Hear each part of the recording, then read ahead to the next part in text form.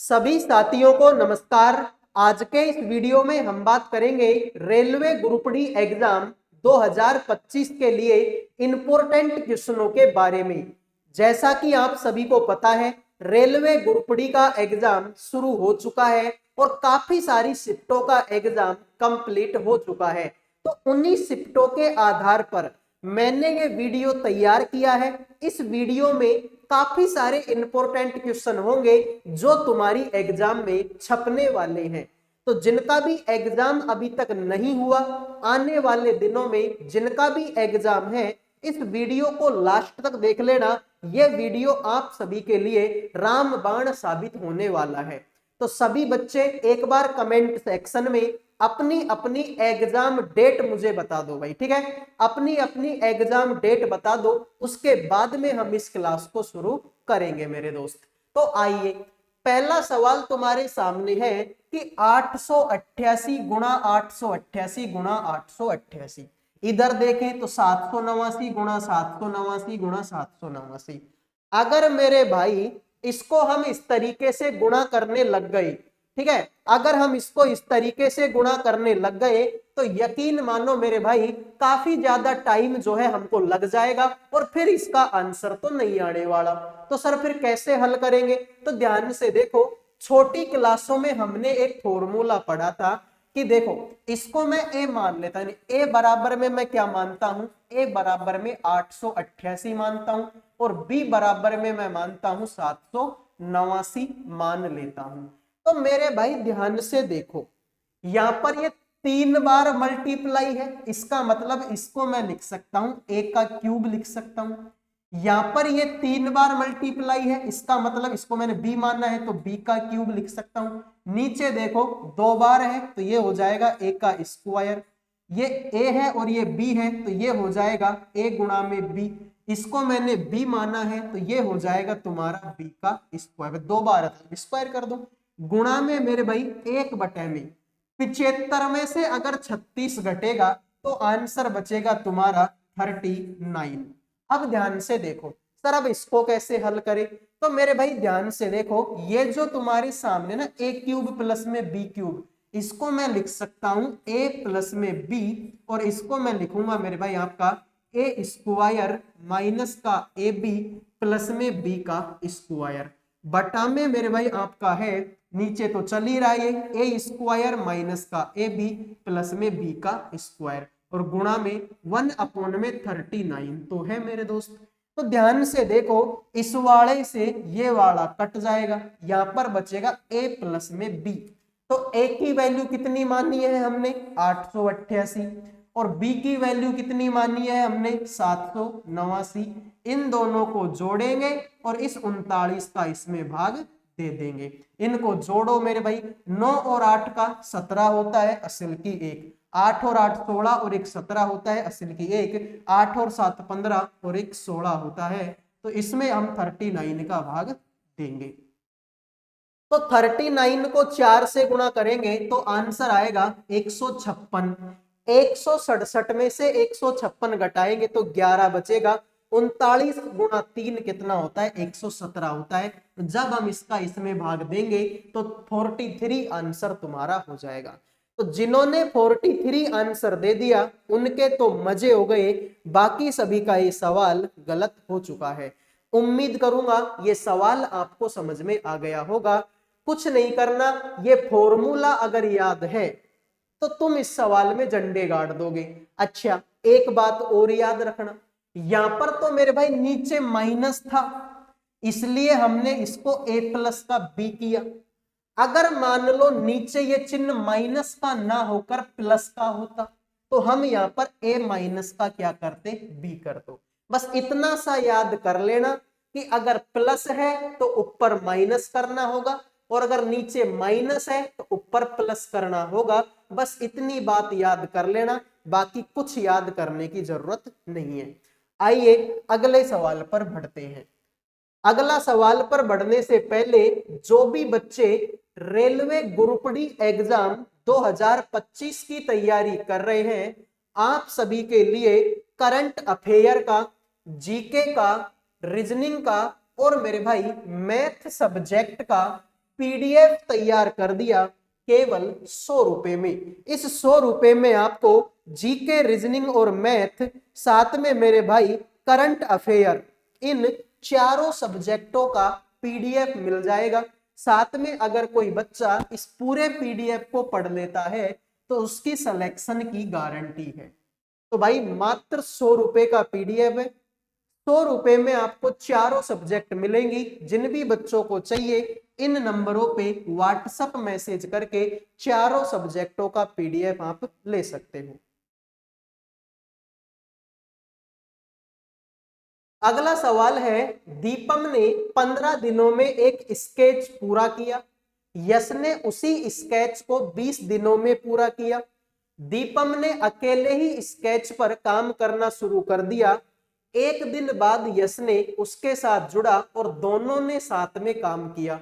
शेष कार्य को पूरा करने में उन्हें अब कितने दिन लगेंगे? सभी बच्चे बताओ भाई, इस सवाल का आंसर आप लोगों का क्या होगा?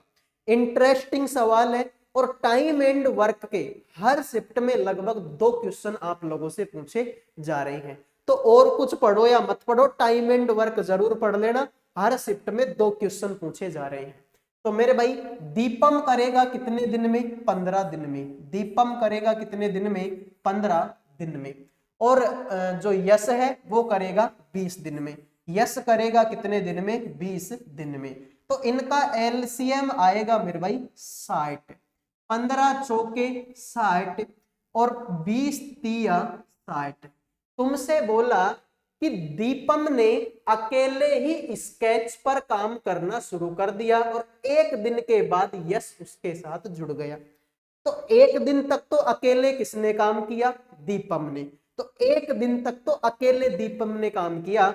तो सर एक दिन में दीपम कितना काम करेगा? सर एक दिन में कितना काम करेगा? ये एक दिन में, तो एक दिन में कितना काम करता है? 4 काम करता है। तो एक दिन में कितना काम कर देगा दीपम? सर एक दिन में दीपम 4 काम कर देगा। तो एक दिन की तो कहानी खत्म। अब इसके साथ में यश भी आ गया। तो सबसे पहले तो अब मुझे ये बताओ कि शेष काम कितना बचा है। तो शेष काम की अगर तुम बात करोगे तो टोटल काम तुम्हारा कितना था? 60 था। इस 60 काम में से 4 काम तो दीपम ने कर दिया। तो अब कितना बचा? तो सर 60 में से 4 घटेगा, 60 में से 4 घटेगा तो 56 काम अब तुम्हारा बचेगा।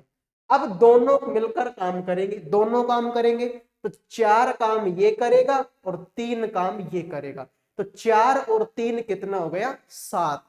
तो 56 काम है, 7 की स्पीड से करेंगे तो 7 8 56। यही तुम्हारे सवाल का राइट आंसर है। उम्मीद करूंगा मेरे दोस्त ये सवाल आपको समझ में आ गया होगा। समझ में आया है तो वीडियो को लाइक कर दो, चैनल को सब्सक्राइब कर दो। अब बढ़ेंगे अगले सवाल पर। अगला देखो भाई, यदि 2 पूरक कोणों का अनुपात 7:11 है तो वो कोण बताओ कितने कितने डिग्री के होंगे? 2 पूरक कोण है मेरे भाई, एक तो 7 के अनुपात में है और एक 11 के अनुपात में है। अब बताओ ये कोण कितने कितने डिग्री के हैं? तो सर पूरक कोण कितने डिग्री के होते हैं? पूरक कोण होते हैं मेरे भाई आपके 90 डिग्री के।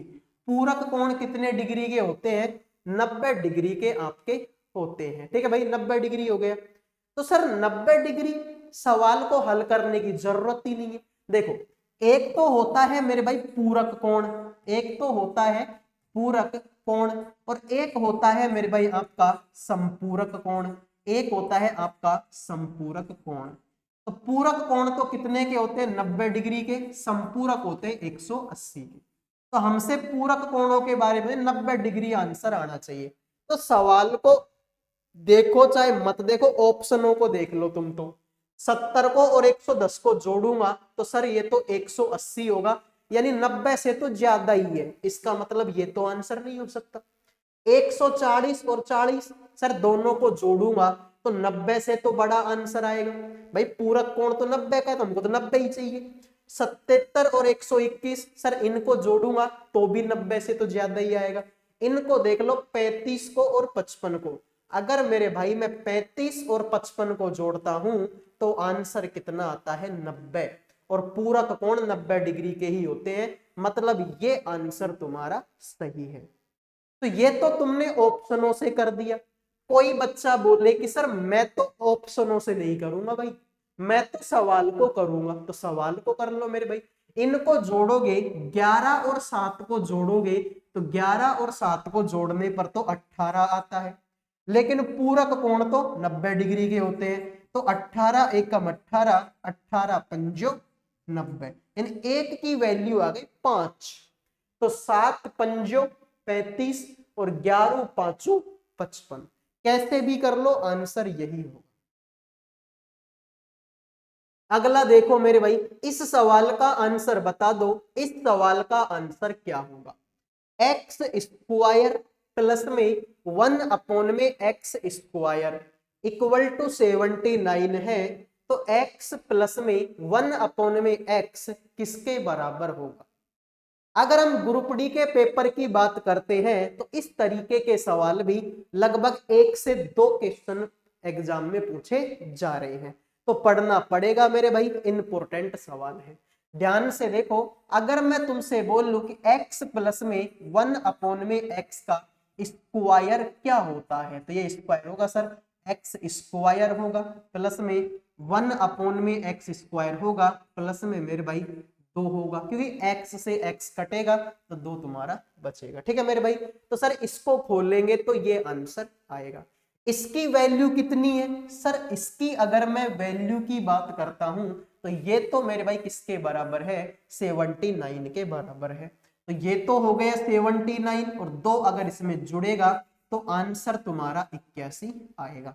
तो 81 किसके बराबर हो गया सर? x प्लस में 1 में x के स्क्वायर के बराबर 81 हो गया। तो स्क्वायर हटेगा तो रूट लगेगा, स्क्वायर हटेगा, स्क्वायर हटेगा तो मेरे भाई रूट लगेगा अंडर रूट में 81, और अंडर रूट में 81 होता है प्लस माइनस का 9। अरे 81 किसका स्क्वायर हो तो 9 का ही तो होता है, तो प्लस माइनस 9 हो गया। तो एक बार प्लस का 9, एक बार माइनस का 9, यही तुम्हारे सवाल का राइट आंसर है। अगर किसी बच्चे को थोड़ी बहुत मैथ आती है ना, तो बिना पेन उठाए वो इस सवाल का आंसर दे सकता है, वो भी बिना पेन उठाए। आइए अगले सवाल पर बढ़ते हैं। ये लो भाई, ओमकार, कुणाल और प्रतीक की आय 10, 11 और 9 के अनुपात में है। उनका खर्च 16, 12, 9 के अनुपात में है। ओमकार अपनी आय का 20% बचाता है, तो ओमकार, कुणाल और प्रतीक की बचत का अनुपात बताओ मेरे भाई क्या होगा? तो सभी बच्चे बताएंगे इस सवाल का आंसर क्या होगा। ओमकार, कुणाल और प्रतीक की आय है 10, 11 और 9 के अनुपात में है। उनका खर्चा 16, 12 और 9 के अनुपात में है। यदि ओमकार की आय 20, ओमकार अपनी आय का 20% बचाता है, तो ओमकार, कुणाल और प्रतीक की बचत का अनुपात बताओ। तो मेरे भाई देखो, यहां पर देखो भाई, एक तुम्हारा ओमकार है, एक तुम्हारा कुणाल है और एक तुम्हारा प्रतीक है। इनकी आय है 10 आय इसकी है, 11 आय इसकी है और 9 आय इसकी। ये अपनी आय का 20% बचाता है। तो सर ओमकार जो है अपनी आय का 20% बचाता है, तो 10 इसकी आय है, 20 अगर बचाएगा तो इसका खर्चा बताओ कितना होगा। अगर ये इंसान 20 बचाता है तो 80 खर्च करता होगा।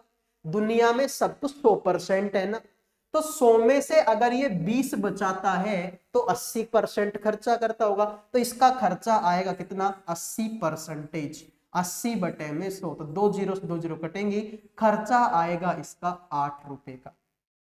लेकिन सर सवाल में तो बोल रहा है कि खर्चा तो इसका 16 रुपए का है, सवाल में तो बोल रहा है खर्चा तो 16 रुपए का है, यानी हमारा 8 सवाल के 16 के बराबर हो गया। तो 8 एकम 8, 8 दूनी 16, यानी 1 की वैल्यू हो गई 2। तो अगर मैं इसकी आय के बारे में बात करूंगा तो ये हो जाएगी 10 दूना 20, ये हो जाएगी 11 दूना 22 और ये हो जाएगी 9 दूनी 18, ये हो जाएगी 9 दूनी 18। तो अब देखो मेरे भाई, तुमसे बचत पूछी है ना, तो 20 रुपए कमाता है, 16 रुपए खर्चा कर देता है। 20 कमाता है, 16 उड़ा देता है, तो 4 रुपए बचेंगे। हाँ सर, बात तो एक नंबर बोल दी। सर 22 रुपए कमाता है, 12 रुपए खर्चा कर देता है। 22 कमाता है, 12 उड़ा देता है, तो 10 रुपए बचेंगे भाई। 22 में से 12 घटेगा, 10 बचेगा। 18 रुपए कमाता है और 9 रुपए खर्चा कर देता है। 18 में से 9 गया तो ये भी 9 बचेगा। तो 4, 10 और 9, यही तुम्हारे सवाल का राइट आंसर है, जो कि ऑप्शन नंबर सी है। तो जिन्होंने सी आंसर दे दिया उनके मजे हो गए, बाकी सभी का ये सवाल गलत हो चुका है। आओ मेरे भाई अगले सवाल पर बढ़ते हैं। एक प्रवेशिका पाइप के माध्यम से एक कुंड को 8 घंटे में भरा जा सकता है। कुंड के तल में रिसाव के कारण उसे भरने में 2 घंटे ज्यादा लगते हैं। यदि कुंड पूरी तरह से भरा हुआ है तो रिसाव के द्वारा उसे खाली करने में कितना समय लगेगा। एक बात हमेशा याद रखना, भरने वाला प्लस में आता है, खाली करने वाला माइनस में आता है। तो मेरे भाई देखो, ये पाइप तो भरता है ना, तो भरेगा तो ये तो प्लस में आएगा। कितनी देर में भरता है सर? 8 घंटे में भर देता है। ठीक है, तो 8 घंटा, या फिर आप ऐसे करते 8 घंटा हो जाएगा। ठीक है भाई, बिल्कुल। फिर अगर मैं रिसाव के साथ भरने की बात करता हूं तो मेरे भाई देखो, रिसाव देखो, भरने वाला तो प्लस में आएगा और रिसाव भाई रिसाव से तो टंकी खाली हो रही है ना, तो खाली करने वाला माइनस में आएगा। ये काम कितने देर में हो रहा है सर? 2 घंटे ज्यादा लगते हैं। तो पहले 8 लग रहे थे, अब 2 घंटे ज्यादा लगेंगे, तो अब 10 लग जाएंगे। सर इनका एलसीएम आएगा कितना? 40। तो 8 पंजो 40 और 10 चौके 40, 10 चौके 40। तो भाई दोनों मिलकर कितना काम करते हैं? 4 काम करते हैं। और अकेला ये पाइप कितना काम करता है? 5 काम करता है। तो 5 में से 4 घटाऊंगा तो आंसर 1 ही तो आएगा। और ये 1 का डिफरेंस क्यों आया? क्यों? देखो, पाइप तो इसमें भी है और पाइप तो इसमें भी है, तो फिर इसका 5 है तो इसका भी 5 आना चाहिए, लेकिन इसका 4 आया। क्यों 4 आया? क्योंकि मेरे भाई यहां पर ये रिसाव लगा हुआ है माइनस में। तो ये 5 है और ये 4 है, दोनों में कितने का डिफरेंस हो गया सर? 1 का डिफरेंस हो गया। यानी कि ये जो रिसाव है ये है तुम्हारा 1। रिसाव कितना काम करता है? 1 काम करता है। तो बोला कि रिसाव को उसे खाली करने में कितना समय लगेगा। तो टोटल इसकी क्षमता कितने लीटर की भाई? टंकी कितने लीटर की है? 40 लीटर की है। और 1 खाली करता है। 1 घंटे में 1 करेगा, 2 घंटे में 2, 3 घंटे में 3, 4 घंटे में 4, इसी तरीके से 40 घंटे में 40 लीटर की टंकी पूरी खाली हो जाएगी। तो राइट आंसर तुम्हारा क्या होगा? 40 घंटे होगा। ठीक है, उम्मीद करूंगा ये सवाल भी समझ में आ गया होगा। अगले सवाल को देखो भाई, अगला सवाल क्या बोलता है? प्रथम 25 विषम प्राकृतिक संख्याओं का अंकगणितीय माध्य क्या होगा? पहली 25 विषम प्राकृत संख्या बताओ भाई। सर पहली प्रथम 25 विषम प्राकृत संख्या कितनी होती? वो कितनी होती भाई? देखो सर 1 होगा, 3 होगा, 1, 3, 5, 7, 9। उसके बाद मेरे भाई 11, 13, 15, 17, 19, इस तरीके से जाएंगे। तो भाई तुमको तो 25 सही है ना, तो देखो 5 तो ये हो गई, 5 ये हो गई।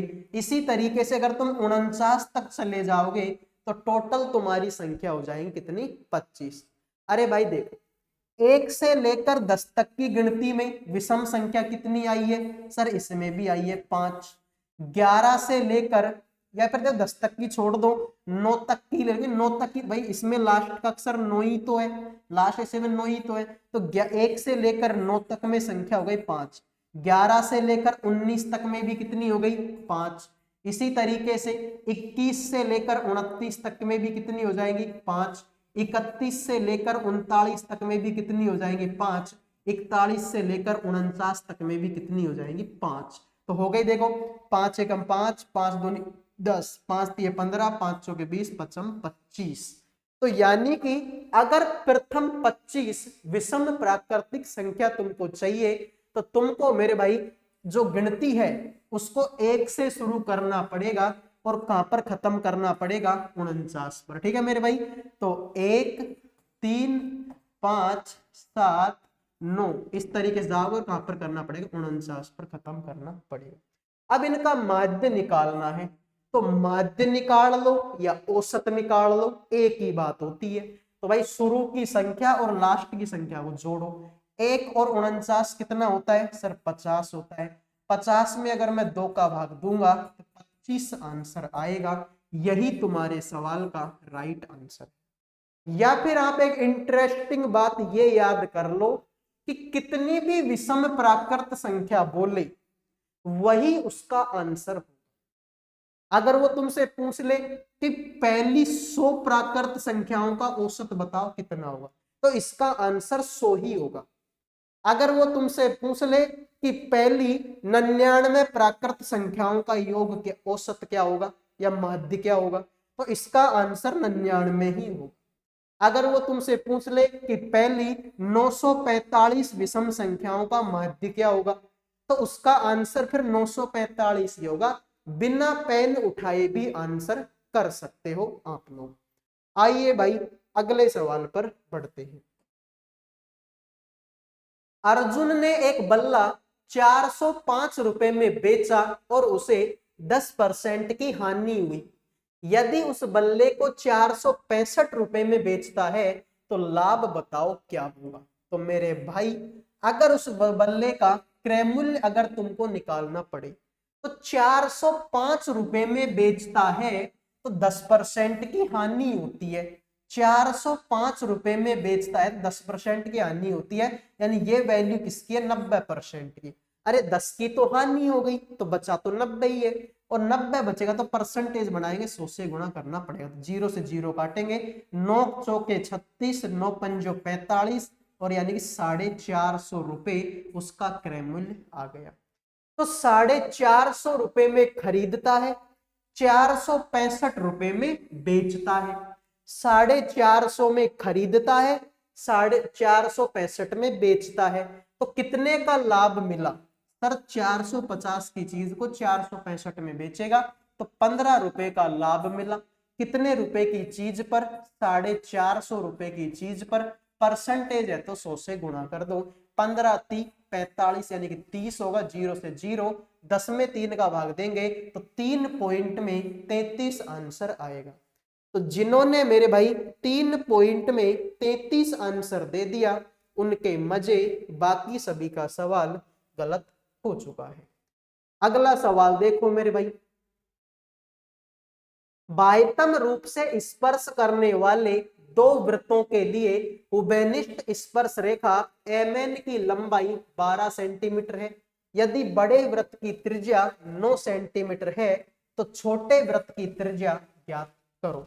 सभी बच्चे बताएंगे इस सवाल का आंसर क्या होगा। तो मेरे भाई आप लोगों से बोला है कि भाई देखो, एक तो तुम्हारे पास में छोटा वृत्त है, एक तुम्हारे पास में ये बड़ा वृत्त है। तुमसे बोला है कि बड़े वृत्त की त्रिज्या मेरे भाई कितनी है, बड़े वृत्त की त्रिज्या तो मेरे भाई ये कितनी है सर, ये तो 9 है। तुमसे बोला कि इन दोनों की जो स्पर्श रेखा है उसकी लंबाई बदल, इन दोनों को एक रेखा स्पर्श करती है, इन दोनों को कोई एक रेखा स्पर्श करती है। इस स्पर्श रेखा की लंबाई कितनी है, इसकी लंबाई 12 है। तुमसे बोला है कि ये जो छोटा वृत्त है ना, ये इसकी ये त्रिज्या कितनी होगी, ये त्रिज्या इसकी मेरे भाई कितनी होगी, इसका आंसर तुमको निकालना है। तो मेरे भाई, मेरे सखा, मेरे बंधु, इस सवाल का आंसर कैसे निकालते हैं। तो मेरे भाई स्पर्श रेखा की, ठीक है, इसका एक फॉर्मूला आता है।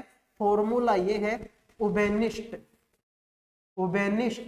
स्पर्श रेखा। उभयनिष्ठ स्पर्श रेखा किसके बराबर होती है सर, उभयनिष्ठ स्पर्श रेखा बराबर होती है 2 गुणा में अंडर रूट, ठीक है, बड़े वृत्त की त्रिज्या यानी कि बड़ी त्रिज्या गुणा में मेरे भाई आपके छोटी त्रिज्या। बड़े वृत्त की त्रिज्या और छोटे वृत्त की त्रिज्या। स्पर्श रेखा की लंबाई कितनी सर, 12 है, तो ये 12 हो जाएगा। यहां पर मेरे भाई कितना है तो 2 है, और अंडर रूट में बड़े वृत्त की त्रिज्या कितनी है सर? बड़े वृत्त की त्रिज्या तो 9 है, तो ये हो जाएगा 9 गुणा में r यानी कि 9r। 2 का भाग देंगे तो 6 बार जाएगा, 6 बराबर में आएगा अंडर रूट में 9r आएगा। ठीक है भाई, अंडर रूट में 9। दोनों साइड अगर तुम स्क्वायर करते हो तो 6 का स्क्वायर हो जाएगा 36 और इधर को स्क्वायर करोगे तो रूट हट जाएगा, तो ये बचेगा 9r। तो 9 से काटेंगे 4 बार कटेगा, तो छोटे वृत्त की त्रिज्या कितनी आ गई मेरे दोस्त? 4 आ गई, बात खत्म। तो ये फॉर्मूला तुमको याद होना चाहिए कि उभयनिष्ठ स्पर्श रेखा की लंबाई का फॉर्मूला होता है 2 गुणा में अंडर रूट बड़े वृत्त की त्रिज्या गुणा में छोटे वृत्त की त्रिज्या। तो स्पर्श रेखा कितनी भाई? 12 है, तो 12 लिख दिया। 2 गुणा में बड़े वृत्त की त्रिज्या 9 है, तो 9r कर दिया। 2 का भाग देंगे तो 6 बार कटेगा, दोनों तरफ स्क्वायर करेंगे तो 6 का स्क्वायर 36 होगा और इसका स्क्वायर करेंगे तो रूट हटेगा, तो ये 9r बचे। 9 चौके 36, यही तुम्हारे सवाल का राइट आंसर हो जाएगा। उम्मीद करूंगा मेरे भाई ये सवाल भी आपको समझ में आ गया होगा। तो सभी से रिक्वेस्ट है, वीडियो को लाइक करो, चैनल को सब्सक्राइब कर दो मेरे भाई। लाइक सब्सक्राइब करने का कोई पैसा आप लोगों का नहीं लगता है।